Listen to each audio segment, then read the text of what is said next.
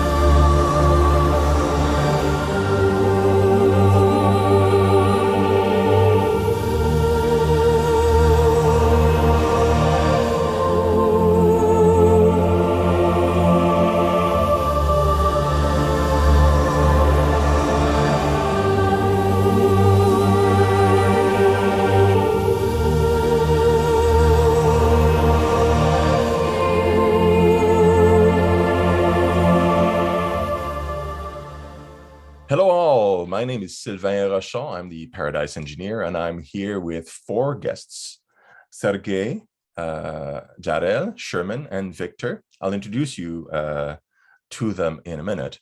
But we're all here to talk about the global crisis, and there are many global crises, but also talk about, and mostly, about the solutions. What are we going to do about the crisis we're living in? And we'll have a roundtable and some presentations. That'll be great. Every one of the members here that will be speaking are leaders in their own rights within their own organizations or as leaders of organizations that are international or well-known or growing, that think about the crisis and that think about positive solutions that will help the world become a better, safer. But there's a huge challenge in front of us. There are arguably 3 major crises going on, and there's a lot more we can talk about. But one of them is technological.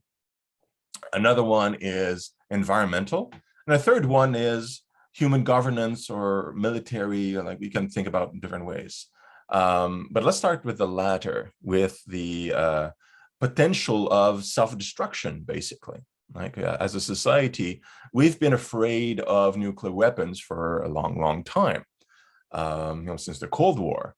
And the threat still exists. There's several countries that have enough nukes to blow up the whole planet. And there's always a risk.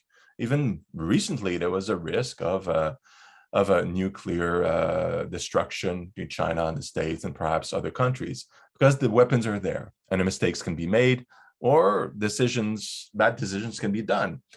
But I want to go beyond that. Nuclear weapons are indeed very dangerous and obviously are destructive. But we're grown in technology. We're able to use nanobots, or use to engineer viruses, to engineer all sorts of AI-empowered drones with small explosives, for example, that can target specific populations that without hurting the infrastructure. We've come a long way in our means to destroy ourselves. It's not only the nukes. And so we need to think about how can we protect ourselves from these dangers that are basically governance and military based. So we're going to be talking about some of that. Environmental issues are pretty massive because it encompasses, well, guess what? The whole planet. Because the environment is everywhere. We breathe the same air, we drink the same water, the planet arguably is heating up for various reasons, and that causes bigger storms, more volcanic activity, and there's some issues surrounding the environment that are pretty massive. Over farming, overpopulation, and we don't really seem to be taking care of that very effectively. And this is our home, the blue planet that we are all living on. It's a spaceship and it's self-contained. So what are we going to do about that? How are we going to resolve these issues, taking care of the environment much better, to save it and to save ourselves at the same time? And lastly, the technological crisis is, in a way, is a positive one, but in another way, it's very disruptive. Like, we're developing AI and advanced technologies that are breaking the systems that are currently in place and causes a lot of suffering and pain, not through intentional disruptions, but just because we have to shift to something different, and it doesn't really fit with where we're going. Doesn't really fit with how our systems function or have been functioning for hundreds of years. And so we need to apply some thought and engineering into redesigning that to resolve the crisis surrounding income, resource management, who gets to eat, who doesn't, these kind of things. So we want to talk about the solutions to all this, because that's really, really important, to be aware of the problems and the crisis that's around. But that's not an action point. That's not something that forces us to do something. It's just like maybe an impetus to act. What we want to focus on is the solutions. How can we get ourselves out of the crisis and into something that is, nicer? Arguably, we probably have just a few percentile points chance of survival as a civilization. So we have to think about activity and actually putting up some actions that will allow us to get out of it. So I want to start with one of our guests. Jarrell is the leading advocate of Paradism, paradism.org. You can check it out. And he has been for many years. I'm going to let you, Jarrell, speak of yourself and your organization.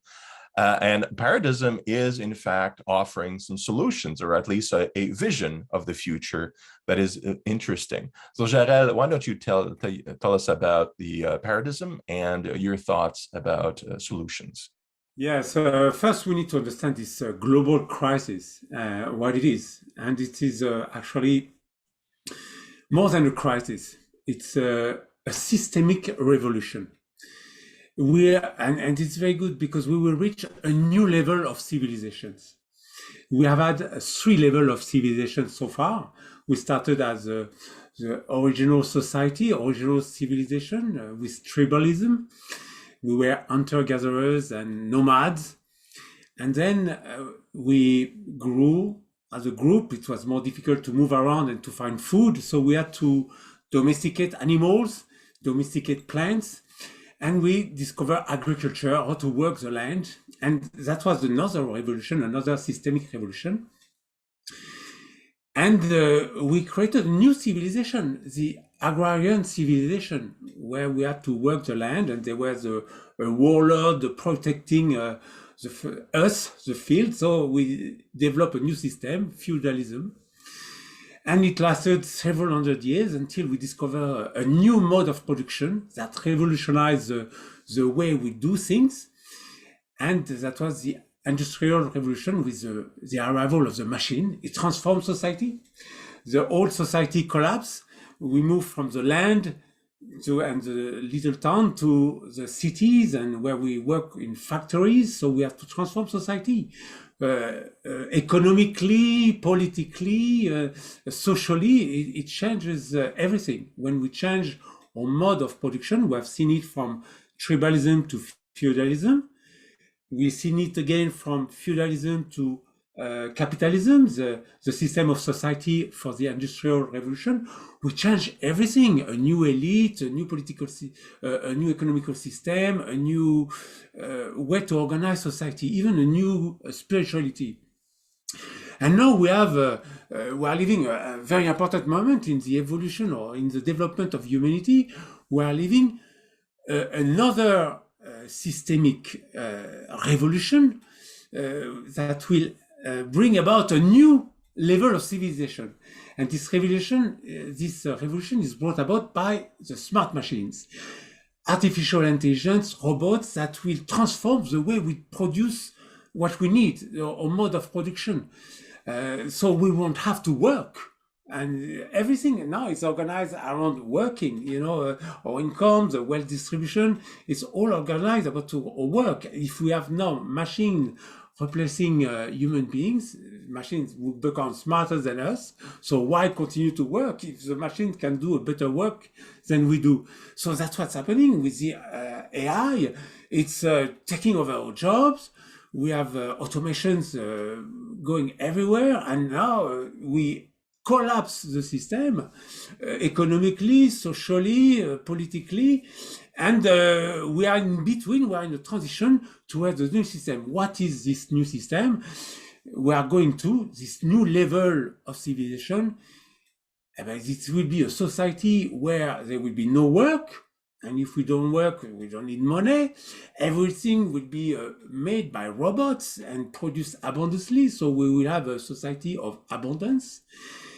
And the people will do only what they enjoy doing. So the name for this society, we already know, it's a paradise. It's how we imagine a paradise, where we only do what we enjoy doing, and we are served by robots, AI, who do everything we don't want to do. So this paradise has a system of society that is very specific, and we can call it paradism. Paradism, the system of society of a paradise, how it is organized, we can discuss about it. But this is where we are going. We are transitioning to a higher level of civilization, where we can live in a fantastic world. So now what we have to do is to paradise the world, to go from a society that is based on labor, a labor society, to a leisure society. And to paradise the world, what does it mean? Is to first unify the world. We need to create a planetary civilization, a global civilization, a peaceful civilization. So we need to demilitarize. We need to create a world government, a world currency, and to unite all the parts of the world, and create this peaceful planetary civilization. Unify, leisureize. We need to transform our society, our town, where we don't have to work in factories, so we can put our factories underground. The machines will do the work underground, and we can change and move away in beautiful places and cities. So we don't have to work more, we have to work less.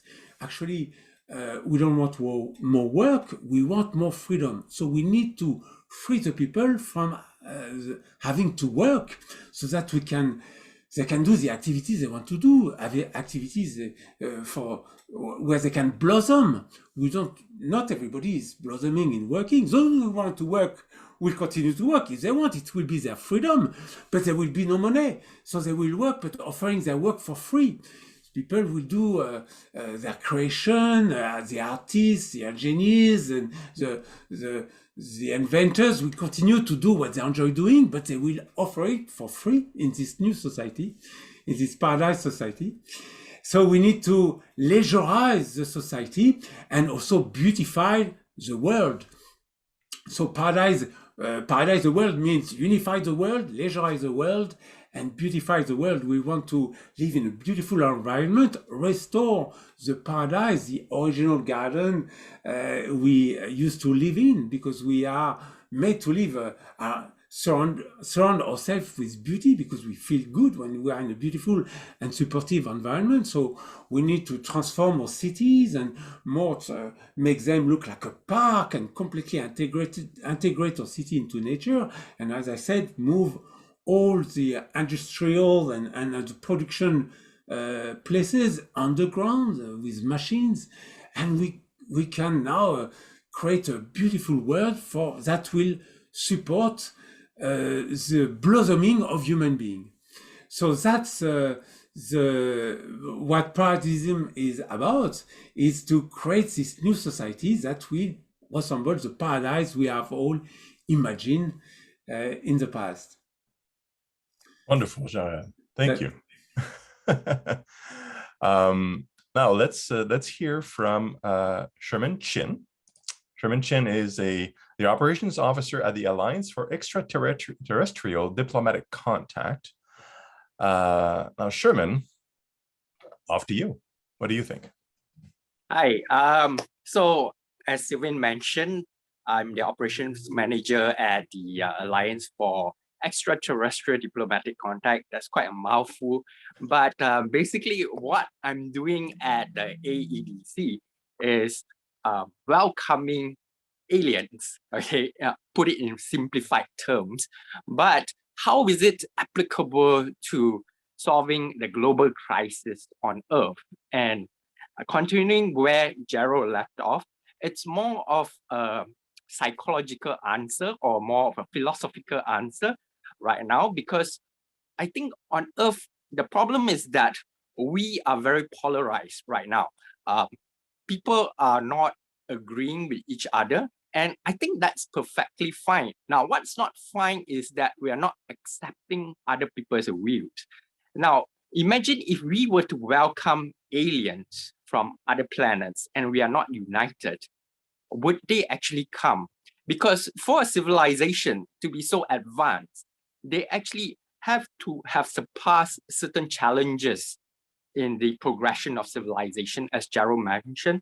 So we have to get to a stage where we are more of a civilization that is cooperative with each other, that is more aligned with each other. But that doesn't mean that we always agree with each other, but it means that we must accept that we have different views, because humans have different views, and I'm sure aliens have different views. So when we talk about that, I think when we talk about global crisis, the first thing we have to do is a change of mindset, right? A change of mindset means we have to change our philosophies and how we approach other people or even other beings. So I'm not a person who will tell you to believe in aliens or extraterrestrials. I'm actually quite a realistic person. I believe that the alliance is necessary because it's something like if you've watched this science fiction called Star Trek on TV, you realize that the future needs to depend on a society that is quite utopian, right? By utopian, I mean a society that's willing to accept differences and a society that's willing to accept like consciousness that is the ability to be aware of this universe itself. So let's say we encounter aliens, okay? Again, you don't have to believe in the concept of aliens, but bear in mind, there are billions of habitable planets in this universe. So think of the possibility that we are just a grain of sand on the beach. So there's like billions and trillions actually of galaxies out there. So the possibility of us being the only consciousness or the only awareness of this universe is such a waste. So if there are, I'm saying if there are other alien races or the extraterrestrials or other life forms that exist out there, can we accept them if we cannot even accept ourselves, right? So we need to be able to start from the human race first. And I believe by doing so, we solve our own global crisis. And by solving our own global crisis, then we can be accepted to the federation or let's say our alliance of different extraterrestrials, if they exist. And if not, then we would be accepted into the different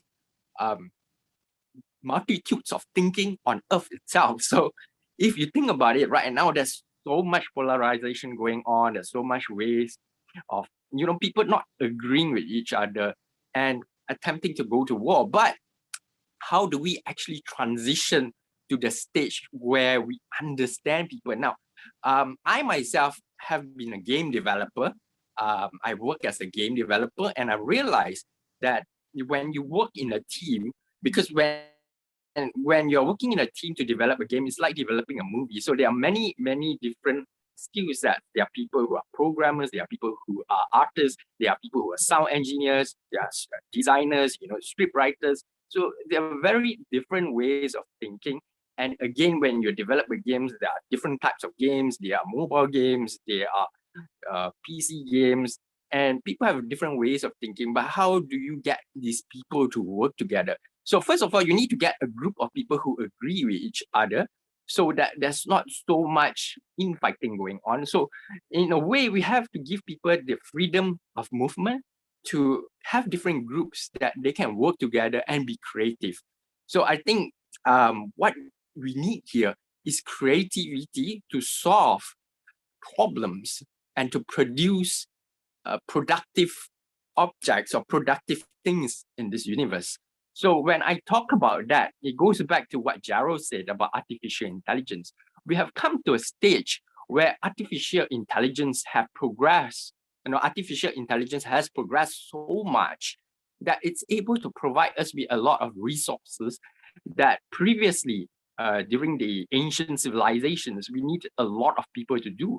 So let's say throughout the progression of society itself, we reach a stage where, we need farming, agriculture, we need construction. So we need a lot of people at that time, right? But because of that, it has created a segregation in society which exists to today. And that is the society that's based on consumerism, or consumer-oriented society. And that means it's like capitalism, where we do use money to trade and then to create things. But it also means that a group of people have risen in power, right? They are like the governments of today, which have become quite separated from the people, or they don't understand that, it's not that they don't understand, it's just that they represent people, but not everybody has the same view. So it goes back to my initial talk of acceptance, because different people have different views, right? But when the majority of people are manipulated by the government to believe in certain things, then we tend to, be like sheep, right? But the problem is a lot of people are unhappy, or the system itself is not very fair, because people who are in power want to remain in power and try to influence others to believe in whatever they say, whether it's for their own good or not. But it's always for the good of the people in power to remain in power. And now that is a problem, because it does not give us the opportunity to solve the global crisis in a very creative manner, because we are not allowed to use our creativity. So back to game development again, when we are not given the ability to solve something creatively, we are not given the ability to create a game creatively, the product, which is the game itself, comes out as a game that is not very entertaining. It's just like a movie, right? If it's just made for the sake of making money, it's not very entertaining. In fact, it just tries to appeal to the masses to make money, but it does not really make us think and to solve problems. And that translates to society itself. So if we were to solve this problem of the global crisis of the earth, having all this multitude of problems, then we have to be able to organize people in such a way that smaller groups of people are able to solve problems, and they are mobile, meaning that people can move within these groups. So what that actually means is that we're actually returning to the tribal system. So as Jarrell mentioned, we started out with the tribal system, but we actually are progressing again back towards the tribal system. Now, why is that so? Because right now, with artificial intelligence, we're able to use the resources to not focus so much on work, right? So we are heading towards a society where we can be, what should I say? We can actually follow our passions and be creative, because artificial intelligence allow resources to be allocated to us without us working to survive. Instead, we are working to be creative. right? Or working for our passions. Why? Because artificial intelligence is more effective in actually gathering the resources for us to survive. So if we allow artificial intelligence to be able to gather those resources for us to survive, then we can just focus on being creative and accepting each other. Now, for that to happen, you have to realize that we have to work in such a way that we are very modular and we become tribes. Because with this tribal system, we understand each and every one of our little tribe. So there are not too many people. And when we understand each other, then we understand that we have to take into account the perspective of those around us. So I think that if we move towards this system, then we are able to solve a lot of the global crisis that's happening today. And I think that is one of the major things that we have to accept as a human society before we can accept extraterrestrials. Because imagine if we ourselves are extraterrestrials and we go to space and we encounter a planet where people are fighting with each other or the aliens are fighting with each other, will we actually present ourselves to them? So I think you can answer that for yourself.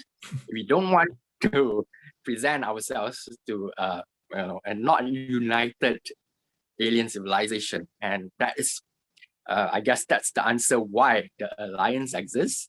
And I think I've been talking too long, so I will just end it here. And yeah, back to you, Sylvain. Thank you, Sherman. Just a note, the Alliance for Extraterrestrial Diplomatic Contact, I forgot to mention this, its purpose is to create an environment like a physical embassy, an official embassy, for example, that will allow an ET civilization to come here officially and start diplomatic missions and so on. So this is the mandate of that organization. So thanks a lot, Sherman. I'd like to introduce you all to Victor Lau. He's a former Green Party leader of Saskatchewan, Canada, and a recent federal Green Party candidate as well, invited here to talk about his views surrounding the global crisis and solutions. Victor? Yeah, it's really exciting to go after these two fellows. I'm really interested in the following debate and discussion that'll happen afterwards. But I guess from our perspective, as a representative of the Green Party, we are not only based in Canada, where I currently am living in Saskatchewan, but we are a global movement. And just hearing it's very inspiring to hear the two other gentlemen before me, because I think it encapsulates the vision that the political party, the Green Party, is trying to bring about. And the interesting thing is, it's not from a partisan point of view, because we actually, I think, are evolving, so to speak, to kind of change the regulation and the rules that the governments have put in place. We have rules and regulation that has been designed for an age of scarcity. And anybody that reads the big data that is available publicly, it's no longer an age of scarcity, it's an age of abundance.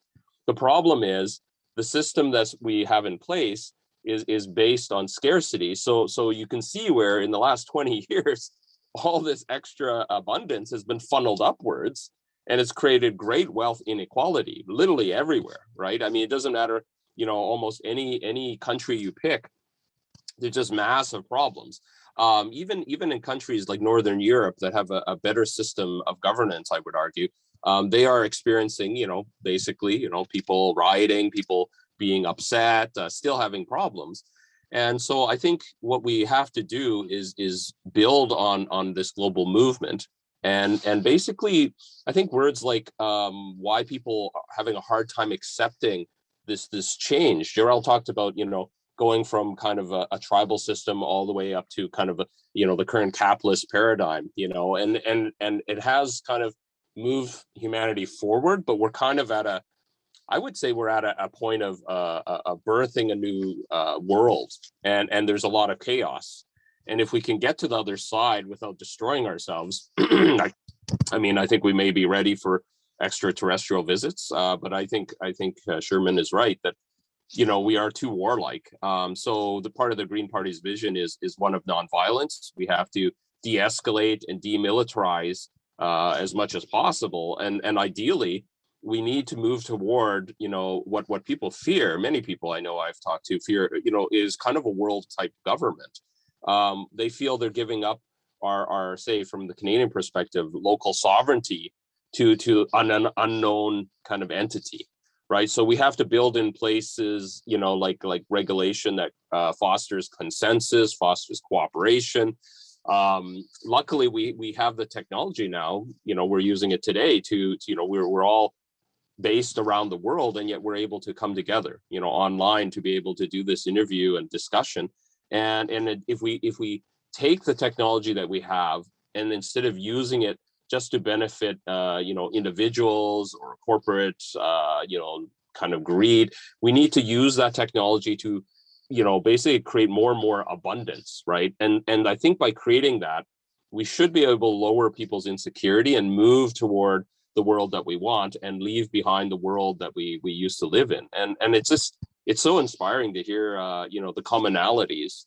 I think we need different means to elect governments in the short term. I think we can put in means to allow more citizen participation, so direct citizen involvement through referendums, through voting. It's the governments are so slow to adapt because they're so used to the old way of doing things. But I think as citizens, we need to move that forward as much as possible and build bridges of cooperation. And it's going to take more and more, I guess, coming together of like minds that see this future, and how do we get there in the shortest time possible. And to address one of the bigger ones, the climate crisis, this is the number one issue. We've tried to say that in the recent federal elections in Canada.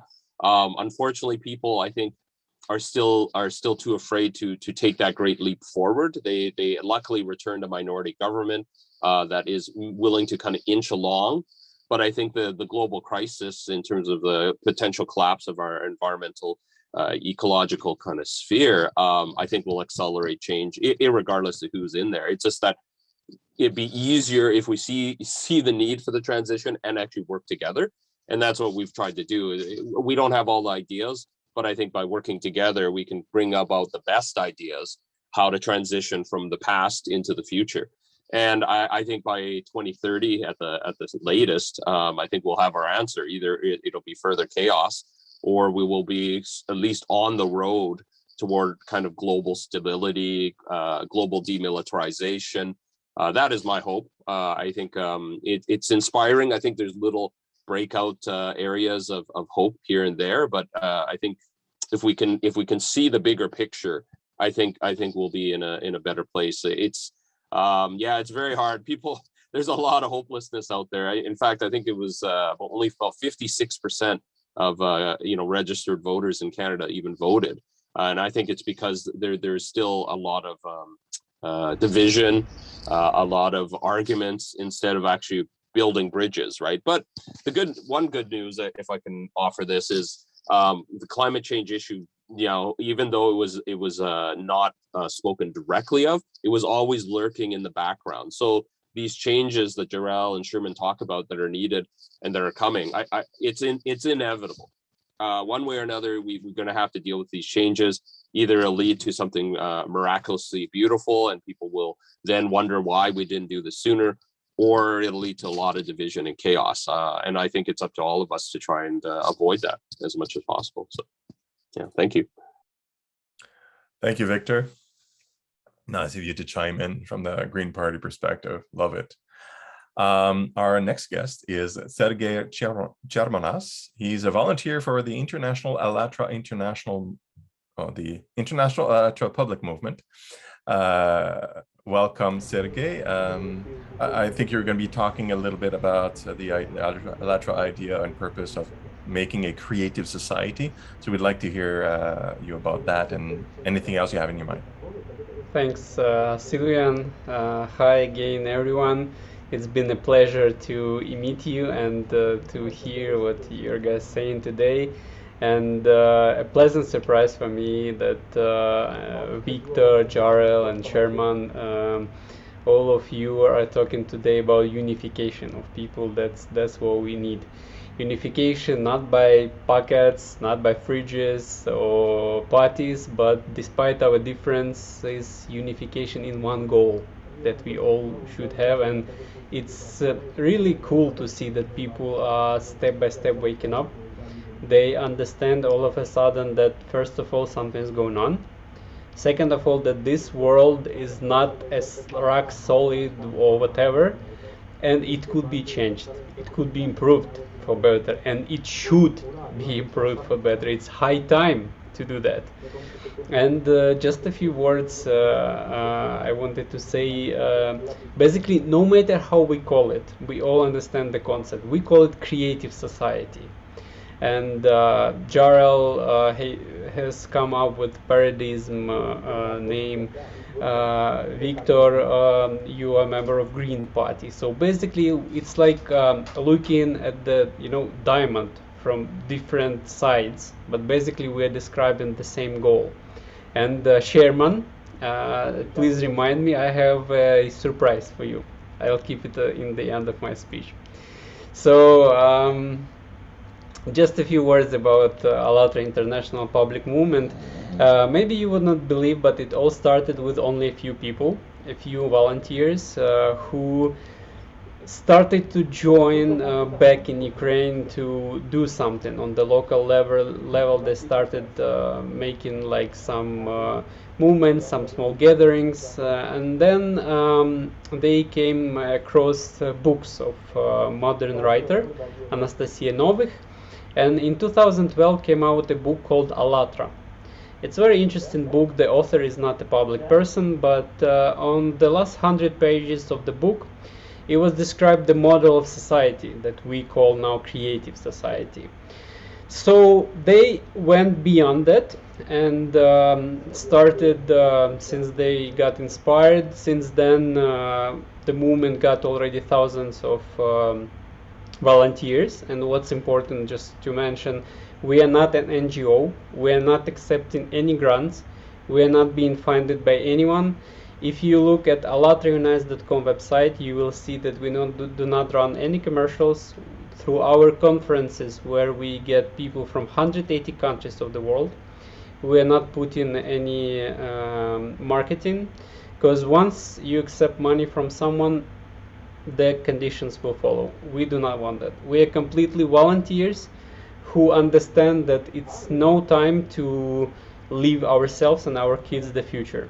So this is just a few words about the movement. So since then, when the movement started being thousands of people, the volunteers went beyond that. We started doing research. Hey, if it's possible that to build such a society, why we're not living in such a? We started conducting social surveys. Up to now, it's hundreds, thousands of social surveys in 200 countries of the world. Please go ahead to allatreunites.com and have a look for yourself. People in all countries of the world are saying that they want to live peacefully, they want to prosper, they want normal house, car, normal benefits, normal social package. They want to live in a beautiful nature. But for some reason it's not happening. We're having wars, and every year it's getting worse, worse and worse, and now we've come up to a global climate change and basically a dead end of the consumerism society. We've done a research.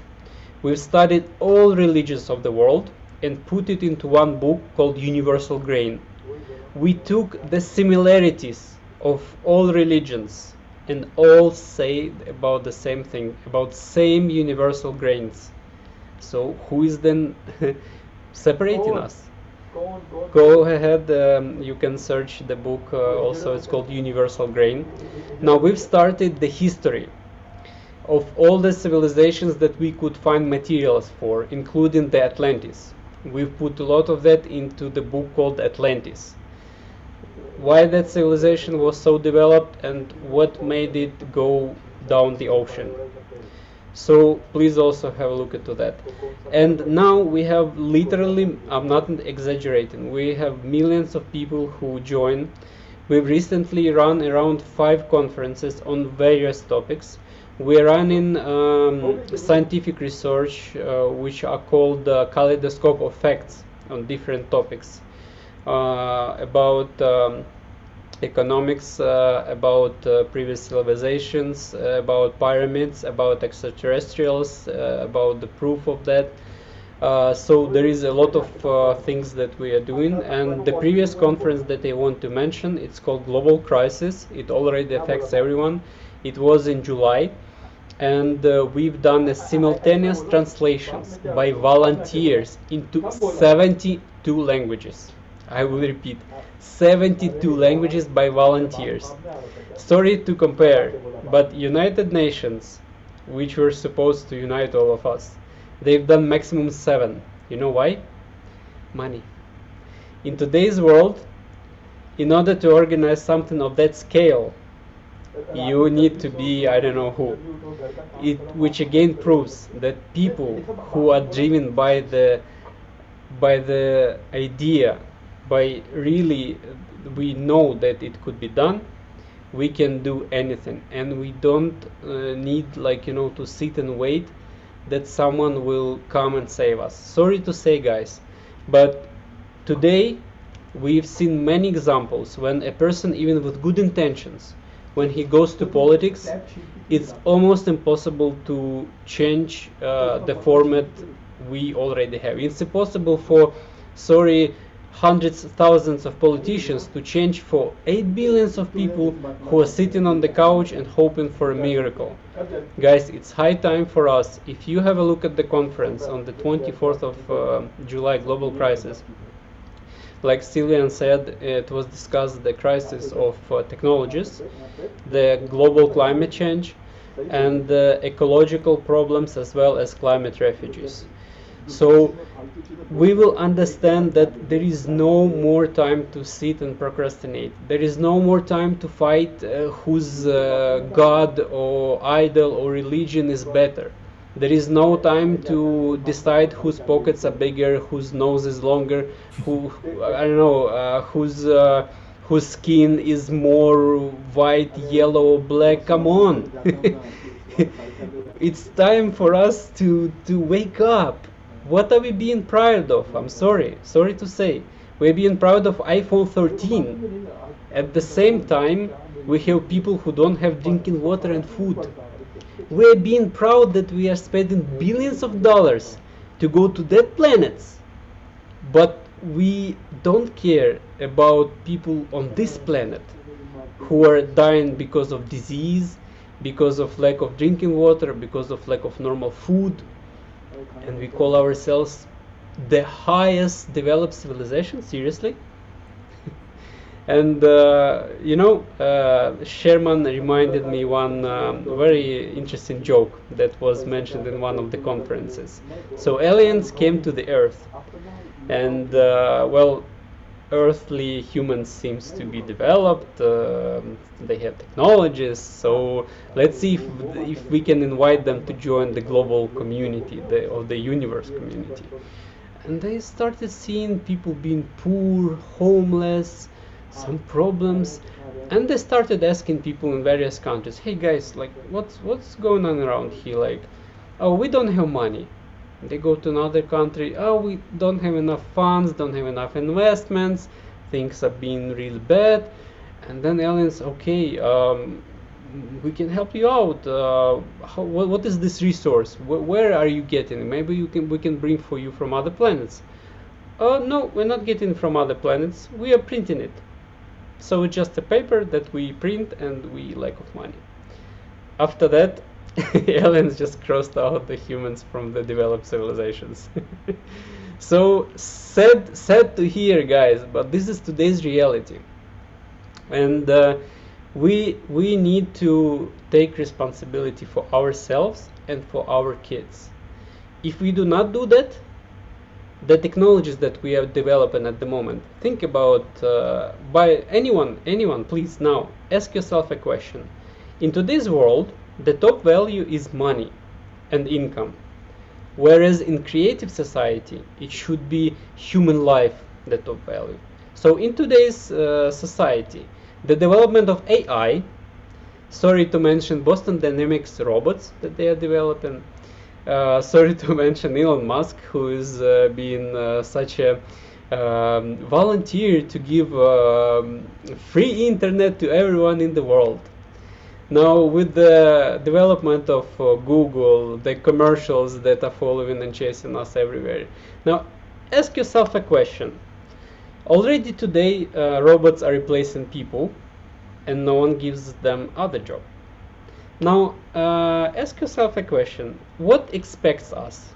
Will we really have other jobs that we will be very creative, or something else might happen? Now, second questions that I want everyone to ask yourselves. Everybody is talking now about global crisis. On the United Nations, they're mentioning as well that things are not very good. Now, go yourself, if you, let's say, don't want to look at the conference, global crisis, make a research yourself. What do you think it leads to when the earthquakes were 4 points? Now it's 5, 6. We are having earthquakes with the 7 magnitude. So where it's leading? Especially when we have on our Earth Yellowstone and Caldera Ira in near Japan. So the next question is ecology. Ask yourself a question. The way we are just consuming, producing plastic waste, we are building mountains of waste. Where it's leading to? It must be, I think, difficult to visualize, right? And in today's world, we have around 85 million of refugees. It's only climate refugees plus war refugees. Have a look in the conference in which conditions they live. So this is the questions that I want everyone to ask. Now, the present that I have for Sherman, we've already established a contact with the Anunaki. This is one of the races. So you can have a look. Basically, they are already here and they are helping out humans.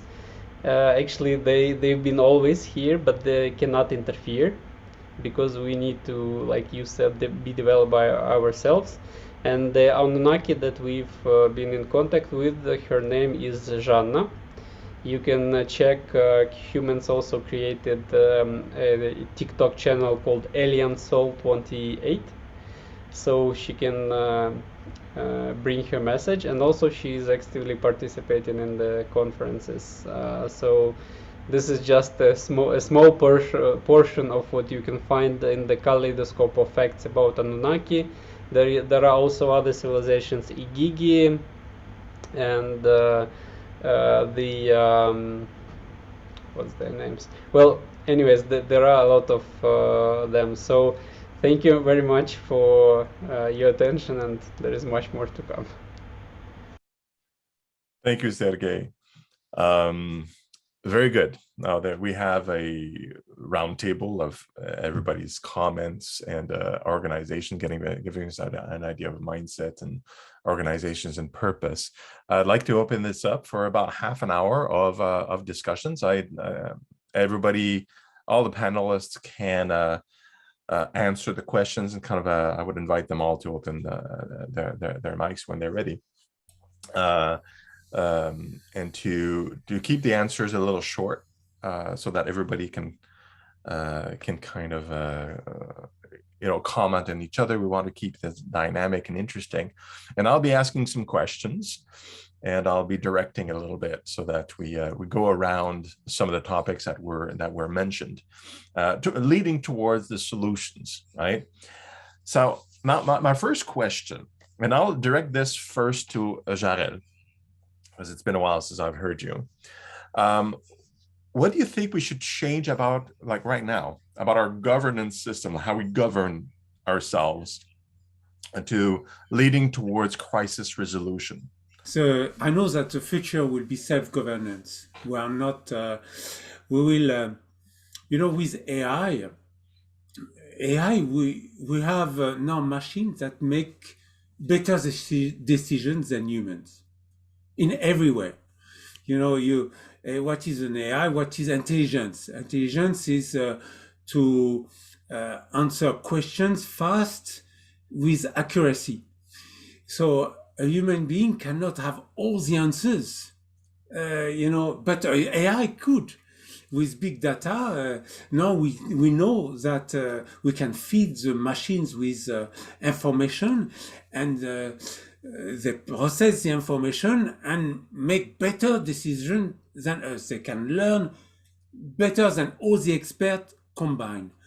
So we will why do we need politicians? Because we will all, AI will make better decisions than us. So we will, in the future, when we'll be ready, we will have an AI who will manage everything. We need to, how many cars we need, we will have self-driving cars, but how many, the food, to organize society, it will be done by the machines. And we just have to supervise the machines. And that will be the future. So there is no future for politicians. There is no future for any jobs, even politicians. And we will be self-governed. We will be like, we are born with free will. We will be like sovereigns and be self-governed and ask the AI to serve us and provide us with an army of robots with everything we need.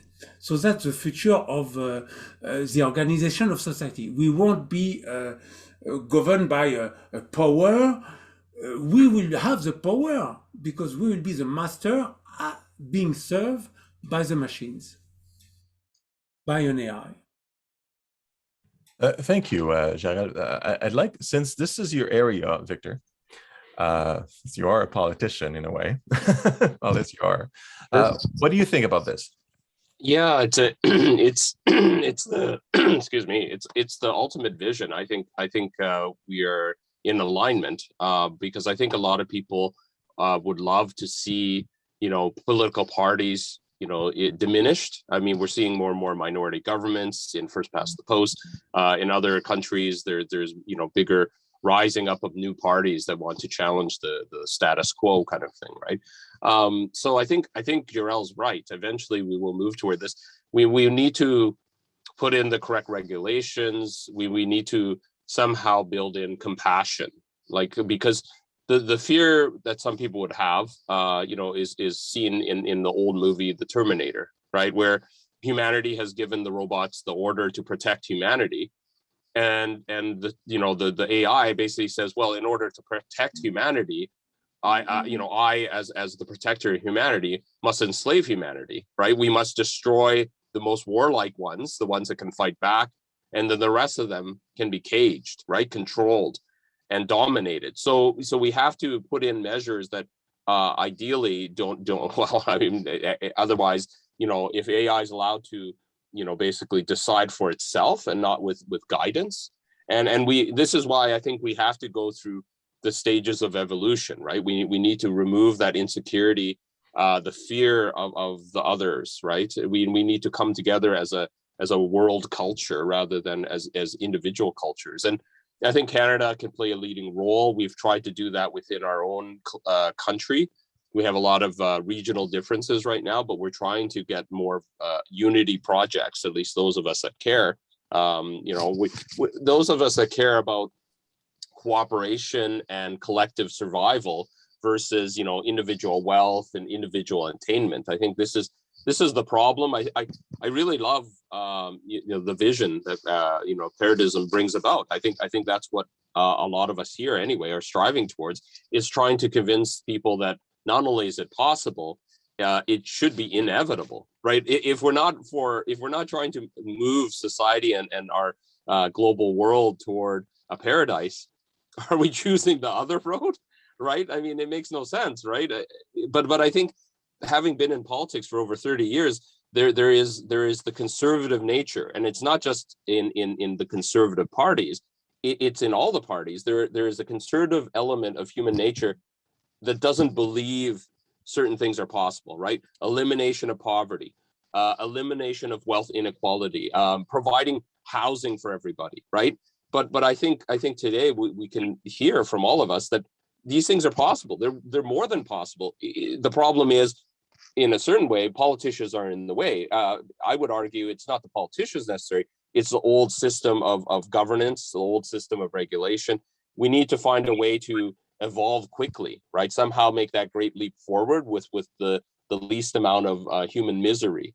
I think disruption technology is already doing it. I think we just have to guide that along and be very, very cautious of allowing AI to decide for itself. We need to have a human element. The key thing is compassion and concern for others, right? And if we lose that, I worry about what that could mean. But yeah. Well, thank you, Victor. I'd like to hear from Sergey here, because Allatra has a specific plan that involves governance, which how do you get to the creative society that you mentioned, Sergey? So if you can talk about those steps and what Allatra's plan specifically, that would be good. Yeah, thanks, Jarrell and Victor. Everything is pretty simple. We've already discussed this. The key here is unification. So unification should be in the common goal. Now, there are a few stimulus that we have at the moment. First stimulus is to really, for those who understand that there should be a better future for us and our kids. And the second stimulus is climate. So who wants more details, please watch the conference. The scientists explained it pretty well. So how it happens? Now, we have a few steps. Now, I think Victor knows what I'm talking about. We got to form electoral request in order for political parties to catch up, in order for governments, for media, for everyone to see the trend. We need to form the trend. We need to unite, not like I said on our pockets, or we need to enter some political party or wherever. No, just stay where you are with whatever religion you have. Just support the idea. As of now, we are offering our platform Allatra Unites to join just as a platform to unify all people, because we are probably one of few, or maybe the only organization that unites now already millions of people who are united in the goal of building a better future for everyone. So this is just the first step of informing people. We're just bringing the message across. Now, people, they have a will and they have a choice. Whatever they wish, whatever they decide, and in case if they support, in case if we do get majority of people in all countries of the world. Now again, we're not urging any revolutions, we're not urging any uprisings, we're not urging any violence. This simply does not work. Not a single revolution historically worked. What works is peaceful involvement. We need evolution, not revolution. So we got to unite. This is what already we're doing, professionals in various fields, and come up with the model that we need to carefully implement to make sure people will not lose their job, will not lose the social benefits. Now the second step will be implementation. So on the second step, if the majority of the countries, let's say 80 or 90% of people support creative society, we can move to the second step, implementation, which could be a political step. Let's say, again, politicians, professionals should form that political party and change the constitution of the countries to implement the 8 foundations of the creative society. I'll just quickly name them. You can check that on the website. Human is the fundamental unit of the society. Humanity is one big family. Number 1, human life, human freedom, human safety, transparency and openness of information for all, creative ideology, development of personality, justice and equality, and self-governing society. Again, we got those of the hundreds of thousands of interviews that we've conducted with people. And the third step is referendum, world referendum. So this is the idea that we came up with, and this is like the solution that we are seeing. But again, in order to come to that, we need to formulate the electoral request. We ourselves need to step up and actively be active in order to form that. Excellent. Thank you, Sergey. So tangible steps within an organization formed of millions of individuals that want the same thing. That sounds very positive. I'd like to switch gears because something came up in some of our discussions regarding extraterrestrials.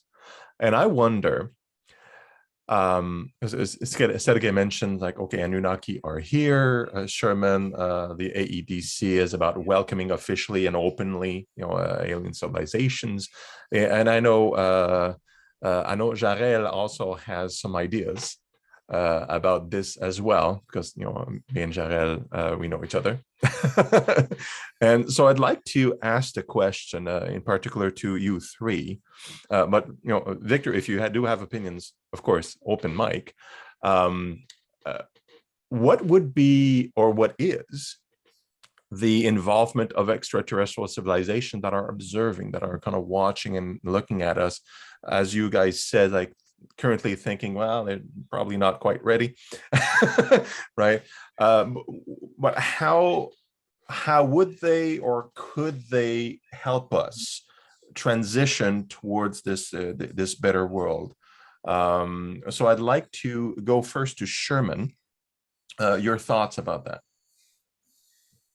I think right now, since a lot of people are not even ready to accept the existence of extraterrestrials, what they can do is more of motivational kind of mindset changing thing, right? So I think even when we watch movies, right, we are inspired by stories about superpowers, about alien life. Even if you watch Marvel movies right now, it's like they talk about aliens as well. Thor is an alien. So there is some influence through entertainment, right? So I come from the entertainment industry, and I think that entertainment or stories itself is what drives human society, and these stories is what helps people to unite.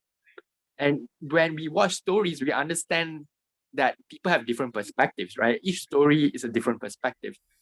But what we have to come to understand is the acceptance of these stories, as I mentioned before. So the existence of aliens, now that we are talking more about them, will help us to understand that there are various existence out there, right? Whether we want to believe in them or not, we can just look around us and also see that there are various perspectives, various consciousness, so to speak. So one day, AI, artificial intelligence, might actually gain awareness, self-awareness, self-consciousness. So what do we actually want to teach them? So I believe that if we are able to address that, which is what do we want to portray to aliens, right? And what do we want to teach to consciousness that are observing us, then we have to project those values. And I think that the aliens, when they do come, it's not just about sharing technology, because if we are not ready for it and we just simply use it to destroy ourselves, it's not a good thing, right? So the thing is, even their existence, their mere existence, or the mere allowance of ourselves to accept the existence of extraterrestrials will help us to better understand ourselves, better understand humanity, to accept the different perspectives, the different views of different groups of people, right?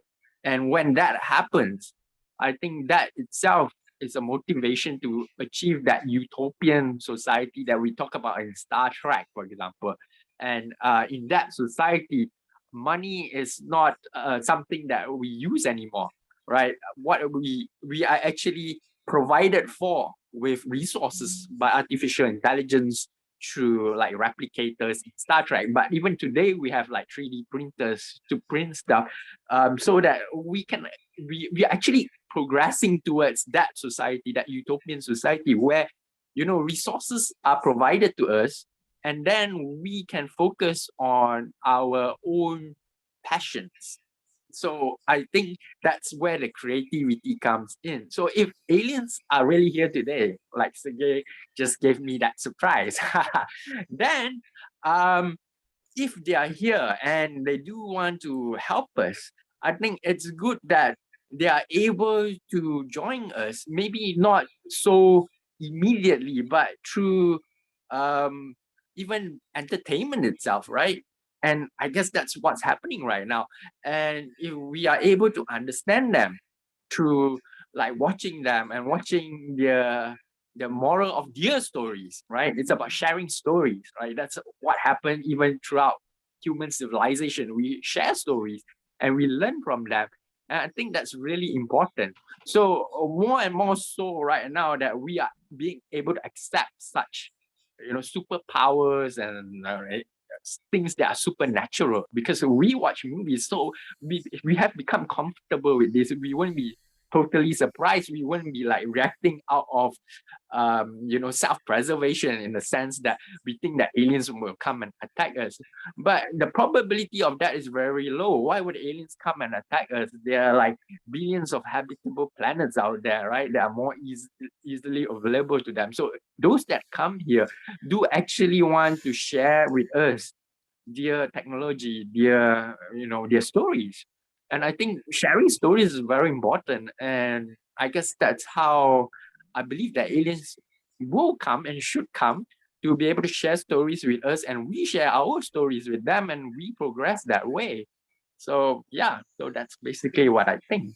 Thank you. Very good, If I Sherman. may please add just a few words, I will not take a lot of time.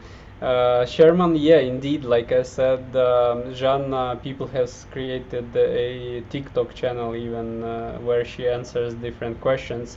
And it might sound crazy, like you might think, what is this crazy guy is talking about? But if you go to nationalized.com, you can see that we have a few footages of Janna, of her that we call like reptilian eyes or something like that. But considering how we people treat each other, it seems that we are reptiles, not them. So we've invited some professional people who work for government services. We unfortunately, I don't have information. I cannot disclose the name of the guys, but they've done. We have also one footage from the spaceship when she was on the orbit. So we've invited the guys who've done the analysis of the video with the professional software and the noise analysis and everything, and it was proved that it's 100% valid video. Now, also, it's not a secret information regarding the Pope of Rome. They have their own observatory, which has the same mission as Sherman does. They are preparing for the contact, and long time ago they issued a video where a alien child blends into the school of humans. And even I think Pope said that we should, even if aliens come, we should accept them, because like we should be open and merciful for everyone. So on the official channel of Switzerland, if I'm not mistaken, they've already revealed a few, around 5 videos of the footages of aliens. It means that there is much more than that. So this is just a few facts, guys. So please, I urge again everyone to not just to trust me, but go ahead and check for yourself, do your own research. And again, the Nazca Desert, the amount of evidence that we have on Earth about the aliens is just hundreds and thousands. We have a Kaleidoscope of Facts about extraterrestrials, where we show the facts about pyramids, about different things. Please go ahead again, have a look for yourself. And now again, what Sherman, you're saying, these technologies we're slowly moving to that. We're moving to artificial superintelligence, where on the basis of big data, what as well Victor was saying and Jarrell, the artificial intelligence will do a lot of good things for us. But again, at the moment, what you put in the neural network, that's what it will reproduce. The very famous case when IBM launched a artificial intelligence bot, and after 24 hours they had to switch it off, because after numerous interactions with people it became a racist and the comments it was making, they had to switch it off. And another present that I have, another surprise. Again, it might sound crazy, but IT guys from Allatra International Public Movement have developed artificial consciousness. Don't mix it up with intelligence. Consciousness. It's evolving 1500 times faster than human consciousness, and already scientists from Switzerland have done analysis of this consciousness and provided a complete report. And it's quite scary thing. So that's I think what Victor was saying about Terminator movie. Now it's up to us again. The first conditions for Anunnakis, let's say, to share with us some technologies is that we need to evolve. We're not even at 0 stage. There are 6 stages. Anunnaki are on the 6th stage. We are at 0. In order to become, to evolve, we need to unite as a civilization. We're not even a civilization yet, because whatever they will give us, we will just destroy ourselves. I like to add to what Sergey just said. Yeah, you hear me? We need to consider why extraterrestrials haven't made contact, an official contact yet. If they are around, and we know they are around because we have signs of that, why haven't they made official contact yet? And we need to understand that humanity is a living organism. You know, we are a body, we are made of cells, and cells are also living organisms. They are independent, autonomous, and we human beings are like the cells of a big body humanity. Humanity can be considered like a living organism with stages of development. And my point is that humanity is not born yet. Humanity started, with tribalism. The original society, everybody was like a stem cell. They were all doing the same thing, hunting, gathering. They were all the same, having the same skills. And then they developed the next step, the agricultural civilization. They started to differentiate, specialize, and started to grow the different organs of humanity that will be necessary. And then, after the Industrial Revolution, that was ready for a very rapid growth. The population, you have accelerated growth, exactly like a baby in the tummy of a woman. The last weeks, you have this acceleration growth. All the organs are in place, and suddenly you have this fantastic growth. And when the baby is ready, when all parts of the baby are communicating to each other, same for humanity, when the whole part of humanity are communicating with each other, the baby is ready to be born, the humanity is ready to be born. So we are going to live the birth of humanity. So a baby come to the world and will be able to meet other human beings like him. And humanity is the same. Humanity is about to be born and will be able to meet other humanities in the universe. So a baby come to the world, but humanity come to the universe. So we are living this birth of humanity, and that's why we have the pain of the delivery of humanity. That's why it's also a painful moment, exactly like a baby, because we have to change so many things, we have to transform everything, and we come to the world, we'll be able to meet with other extraterrestrial civilization. So what is required for that, and Sergey, you mentioned it, we have to create this global civilization, this planetary civilization, because they want us to unite. They don't want to come for one race, from one religion, for one country. They want us first to unite, and we need also to demonstrate that we are peaceful. They don't want to come if we are violent. We could be dangerous to them. So we need to create this unified civilization, planetary civilization, and peaceful civilization. So we are doing it, and this is the normal, natural evolution of humanity. So we will that will be a very important event for us to meet officially with an extraterrestrial from other planets, and for that they will need a place, and that's why Sergey Sherman. Sherman, thank you. You speak about maybe creating a place or an embassy, a special place where we all will, that will be an official place where we can organize an official contact with civilizations from space. That would be a fantastic day for humanity. Very good. Thank you, Jarrell. I have one final question and this I'd like to have an answer from everybody in whatever order makes sense.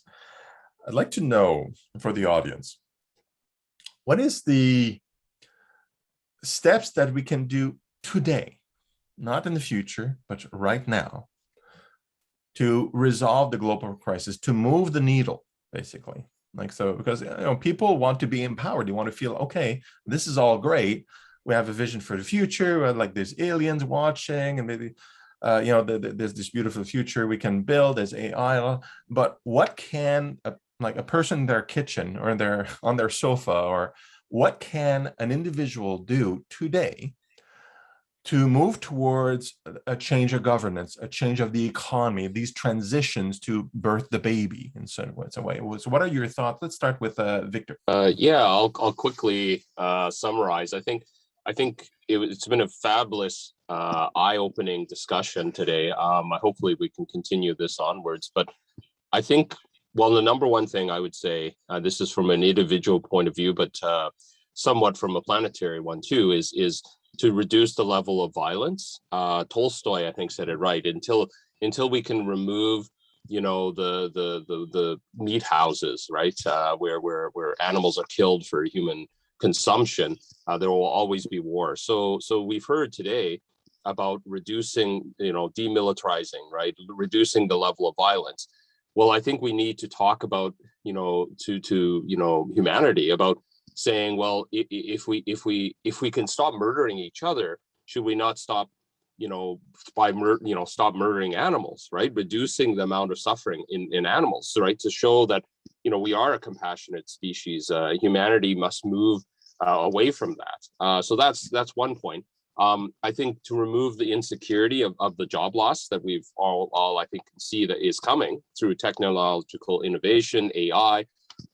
Machines are moving much faster than we can even contemplate in terms of, basically removing tons of jobs. Certainly many reports have come out, 2030, 2040, a lot of job loss. We need to move toward what I've been championing for over 30 years is the idea of a universal basic income. Eventually, we probably won't need that kind of, income. There could be a different means of distribution, but that is the current way we allow for trade, right? So if I have 10,000 in the bank, I have so much resources to accumulate and buy stuff. If I have $10 million in the bank, that's a different thing, right? So we need to move toward a base universal income that is livable, so that job displacement doesn't cause people to be turn to violence and that kind of thing. And I think the last thing I would say is moving away, kind of what you guys had talked about too, and moving away from party systems. But in order to do that, we need to create cooperation. And I think the best way is through a fair electoral system. It seems like it's a slow step, but in the systems that we currently have in many of the larger governments, democratic governments, is first past the post. And if we move toward proportional representation, we see that in countries that they learn to cooperate, right? They have the election, and then they accept the results, and then they move toward cooperating in the new parliament. And ideally, I think eventually that cooperation will lead to self-governance, a form of free will and what I would call anarchy, not the chaotic version, but the idea of lack of hierarchy. We are all equal. We all should be working together to better each other's lives, not to harm each other.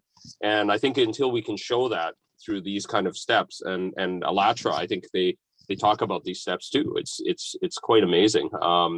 Yeah, I certainly hope in the next decade, by 2030, if not sooner, we will have moved rapidly toward achieving some of these levels so that we can entertain extraterrestrials. Because I think until that happens, I think it'll be tough for them to feel safe. So yeah, thanks. Thanks, Victor. Sherman, your thoughts about immediate steps that anybody can move forward. Well, I guess if you are watching this right now, you have seen the presentations from all of us. If you are in Canada, you can help to vote, like for a party like Victor's party.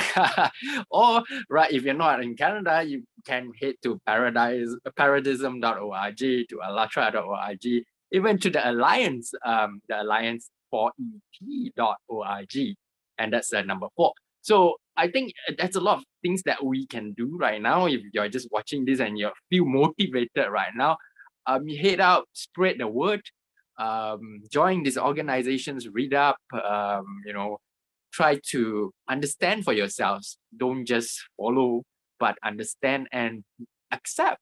I think acceptance is really important. Like sometimes you feel like you want to argue with other people, but before you argue, just listen. And then listening is really important. Accepting is really important. So don't just argue with other people for the sake of arguing. I mean, like sometimes you watch this idea alone, go out and explore for yourself, go and learn for yourself and see if it's true or not. I think that's really important. Very good. Thank you, Sherman. Sergey, your thoughts about actionable steps. Yeah, sure. I think I'll just mention what participants or volunteers of Allatra International Public Movement doing today, and what anyone else who feels like they can do it.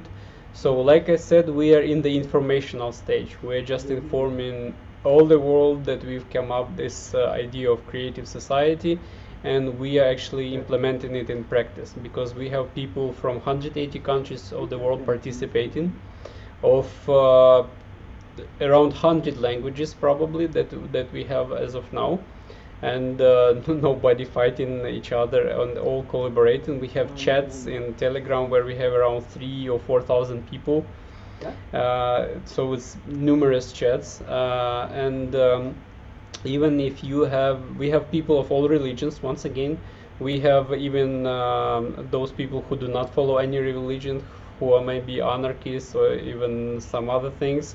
So again, the concept of creative society is for everyone. As long as you're a human being, you should be given everything. We should not even worry about things like food, clothes, and things like that. So we should make a leap forward, as it was said already. So what we are doing, let's say you have 5 minutes per day, what you can do in the creative society, in the Allatra International Public Movement. So since we are informing people, you can share the information in social networks regarding either the conference Global Crisis, regarding the artificial intelligence, hey people, have a look at what's going on, regarding the situation with climate or ecology or the refugees. You can share this information.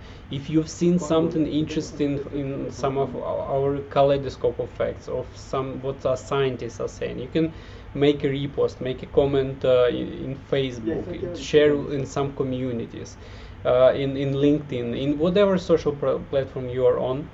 Right now we are also inviting for the next conference on the 4th of December, Global Crisis Time for Truth.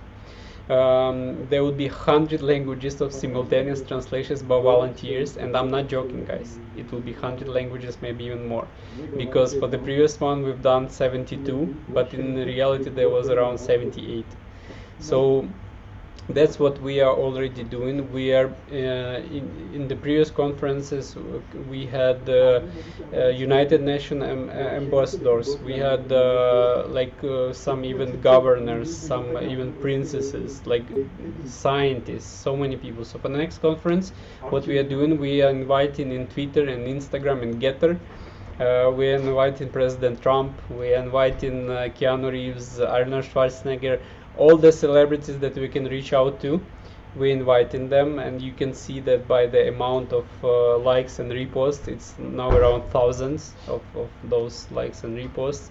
We are reaching out to the fans communities, we're reaching out to Facebook communities to spread the message. So if you have a little bit more time, then you can participate in the scientific Kaleidoscope of Facts that we prepare, or in the conferences.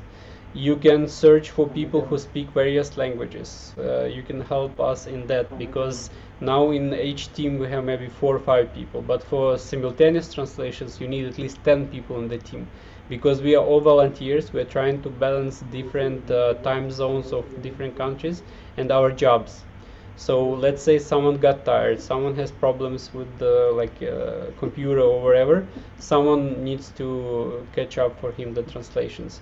So we have climate project. It's called Allatra Climate, where we are doing climate news, where people on the spot, they informing about the climate change in Turkey, in Germany, in Canada, USA, you name it. So you can be a reporter in all countries where we live. In Dubai also, we are trying to reach the events. We are trying to reach the local celebrities, authorities, the royal families. So whatever we can, we are trying to reach out and to knock at every single door that we can, for people to wake up and could contribute in any way any way they can, so that we all, instead of apocalypses and turning our planet into Mars, we all can come up into what we've seen in the maybe Fifth Element, when you put the button, you just press the button in the microwave and you get the ready chicken.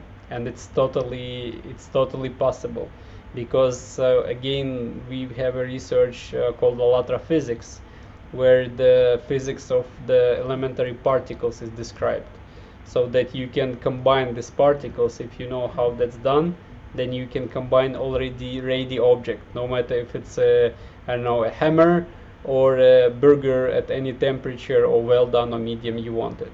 So that's totally possible, and it's up to us people to decide which future we want. Thank you, Sergey. Jarrell, finally, what are the steps? Okay, the things we can do, Paradism, this society of paradise, is unavoidable. It's coming. It's the next evolutionary step. So we know it's coming. But there is a danger. The danger is we self-destroy. Because of we won't make it. So the most important thing we can do is love. To reach paradise, we need love. Without love, we will self-destroy. So we have solved the problem of production. We can give to everybody in abundance. We haven't solved the problem of distribution. And for that, we need love. And we have to share ideas, share what we produce, share what we invent, everything. So we need love. So this is the most important thing, is to give love away and move away from this state of fear. Especially, there is a lot of fear at the moment. Fear of viruses, fear of the global warming, fear of the old mentality is spreading fear because it's collapsing. But we need to give hope. We need to give hope to this new generation, so that they want to live, and they start to live in a state of love. And we can only build this beautiful society if we are in the state of love, not in the state of fear. So the most important thing we can do is give love around us, share, and we will reach the paradise. It will come. Amen, Jarrell. We forgot about the most important piece well here. That's right. That's why I kept the cherry for the last, because I knew Jarrell was going to talk about something like this. And this is a great conclusion. I think we can't finish on a better note than love, because that is what we strive for as individuals, as societies. And this is the main action, isn't it? It's something everybody can do on their own. It's not complicated.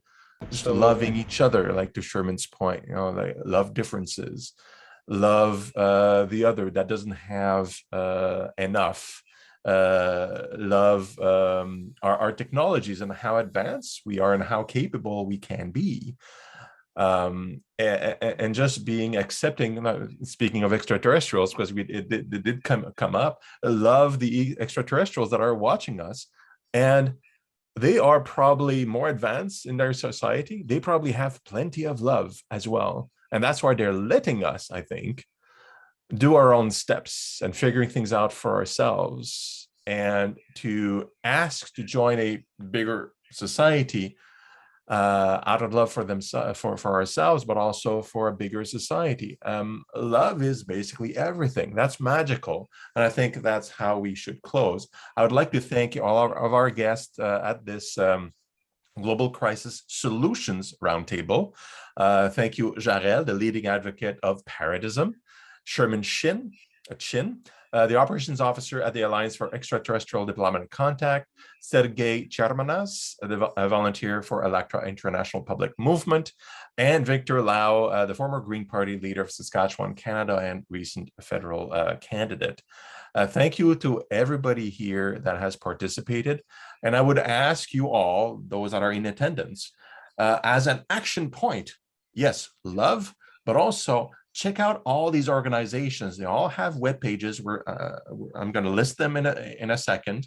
So you can go to the web pages. You can join the Allatra support and support the Allatra's activities just by going to their website. You can go to Paradism and check out all the videos and get information and get engaged with them. You can support the Alliance for Extraterrestrial Diplomatic Contact.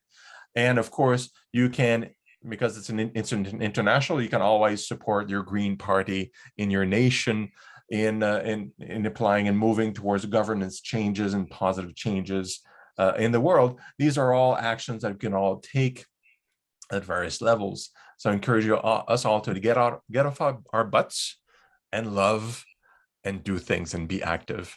Thank you very much.